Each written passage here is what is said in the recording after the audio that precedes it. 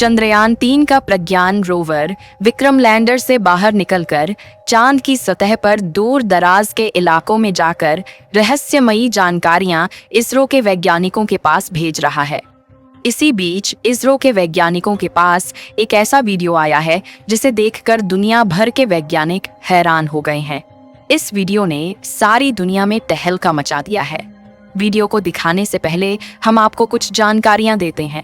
प्रज्ञान rover चांद के दूर दराज इलाकों में घूम रहा है और चांद की वीडियो को इसरो के वैज्ञानिकों के पास भेज रहा है। चंद्रयान-3 का विक्रम लैंडर 23 अगस्त के दिन चांद की सतह पर शाम को 6:04 पर सफलतापूर्वक सॉफ्ट लैंडिंग किया था। क्योंकि चंद्रयान का लैंडर धरती से लगभग 3,84,400 किलोमीटर दूर स्थित चांद तक के सफर को लगभग 40 दिनों में पूरा किया था, इसलिए रात भर विक्रम लैंडर को आराम करने दिया गया और सुबह 24 अगस्त के दिन विक्रम लैंडर का गेट खुला और प्रज्ञान रोवर चांद की सतह पर बाहर निकल गया। इस वीडियो में आप देख सकते हैं कि चंद्रयान-3 का रोवर प्रज्ञान कैसे धीरे धीरे चांद की सतह की ओर रवाना हो रहा है। चंद्रयान-3 के इस चहलकदमी को देख सारी दुनिया में तहलका मचा हुआ है।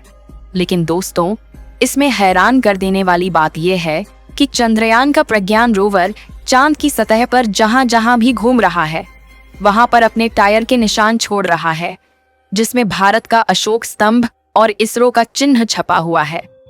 और दोस्तों, ऐसा पहली बार हो रहा है क्योंकि चांद के दक्षिणी ध्रुव पर पहली बार भारत के चंद्रयान-3 ने ही लैंडिंग की है और इसी के साथ भारत चांद के दक्षिणी ध्रुव पर उतरने वाला पहला देश बन गया।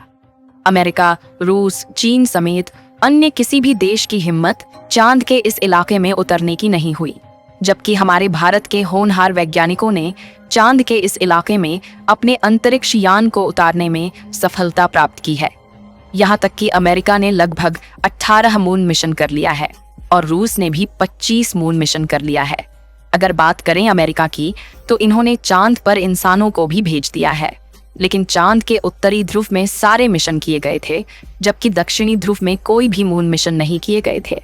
तो आखिर चंद्रयान के प्रज्ञान रोवर ने ऐसा क्या कमाल कर दिखाया जिससे दुनिया भर में भारत की ही नारे गूंज रहे हैं। आपको जानकर हैरानी होगी कि चंद्रयान-3 ने जैसे ही चांद की धरती पर अपने कदम रखे, वैसे ही इसरो के पास एक मैसेज भेजा कि मैं अपनी मंजिल पर पहुंच चुका हूं, जिसे देख इसरो की खुशहाली और ज्यादा बढ़ गई। इसरो के वैज्ञानिकों की आंखों से खुशी के आंसू बहने लगे थे।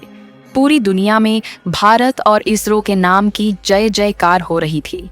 लेकिन इसी बीच हमारा विक्रम लैंडर और प्रज्ञान रोवर एक महाप्रयोग का शुभारंभ कर चुके हैं, जिसे चांद के इतिहास में सुनहरे अक्षरों में लिखा जाएगा। और इसके बारे में सुनकर आप भी खुशी से उछल पड़ेंगे। इसलिए अपनी उत्सुकता को कंट्रोल करके कुर्सी की पेटी बांध लीजिए, क्योंकि अब हम आपको जो बताने वाले हैं वो कोई साधारण बात नहीं है। दोस्तों, बात कुछ ऐसी है जैसा कि हमने आपको बताया कि 23 अगस्त के दिन चांद पर उतरने के बाद विक्रम लैंडर में थोड़ा आराम किया, क्योंकि उसने 55 लाख किलोमीटर का लंबा सफर तय किया था। और 24 अगस्त के दिन सुबह इसने अपने मिशन के अगले पड़ाव की तरफ बढ़ना शुरू किया, जो कि था चांद की सतह पर प्रज्ञान रोवर को रिलीज करना, जिसके लिए उसने अपना एक हिस्सा खोलकर प्रज्ञान को बाहर निकलने के लिए रास्ता बनाया। और जैसे ही चंद्रयान का प्रज्ञान रोवर विक्रम लैंडर के सीने से बाहर निकला, उसके बाद वह पल ऐतिहासिक बन गया। दोस्तों, चंद्रयान-3 के रोवर ने जैसे ही विक्रम से बाहर निकलकर चांद की सतह पर चलना शुरू किया, वैसे ही इसने चंदा मामा पर भारत की अमिट छाप छोड़ दी, क्योंकि इसरो ने प्रज्ञान रोवर के पहियों पर इसरो का लोगो और भारत का राष्ट्रीय प्रतीक अशोक चिन्ह को बनाया था, जिस वजह से यह चांद पर सफर करते हुए आगे बढ़ रहा है। वैसे ये अपने पीछे भारत के नेशनल सिंबल अशोक स्तंभ और इसरो के लोगों की छाप छोड़ते हुए आगे बढ़ता जा रहा है। यानी कि आज से 1000 साल बाद अगर कोई देश या एलियन प्रजाति चांद पर पहुंचेगी तो उसे भारत की यह छाप वैसी ही दिखाई देगी। लेकिन अब आपके मन में सवाल जरूर आ रहा होगा कि चांद की मिट्टी पर बने निशान कई सालों तक कैसे रह सकते हैं। ऐसा इसलिए क्योंकि चांद पर काफी पतला वातावरण है, इसलिए यहाँ पर धूल मिट्टी नहीं उड़ती। इसी वजह से साल 1969 में जब एस्ट्रोनॉट नील आर्मस्ट्रॉन्ग चांद की सतह पर पहली बार उतरे थे, तब से लेकर आज तक चांद पर उनके पैरों के निशान वैसे के वैसे मौजूद है। और चंदा मामा पर अपनी छाप छोड़ने के लिए भारत तो दुनिया भर की सभी एजेंसियों से सबसे आगे निकल चुका है, क्योंकि प्रज्ञान रोवर चांद के दक्षिणी ध्रुव पर जहां जहां जाएगा वहां वहां इसरो का लोगो और अशोक स्तंभ छापता जाएगा, जिसे खुद चंदा मामा भी नहीं मिटा पाएंगे। आपको बता दें कि चंद्रयान 3 के लॉन्च होने से पहले इसरो ने एक वीडियो जारी किया था, जिसमें दिखाया गया था कि प्रज्ञान रोवर जैसे जैसे आगे बढ़ता है वह पीछे अशोक चक्र और इसरो के लोगों का निशान छोड़ता जाता है। और अब वैसे ही अपने सफर की शुरुआत करके प्रज्ञान रोवर ने चांद की खाली जमीन पर भारत की कामयाबी का कारनामा करना शुरू कर दिया। तो जैसे कि आप जानते हैं कि चंद्रयान 3 का मिशन अगले 14 दिनों तक चलने वाला है।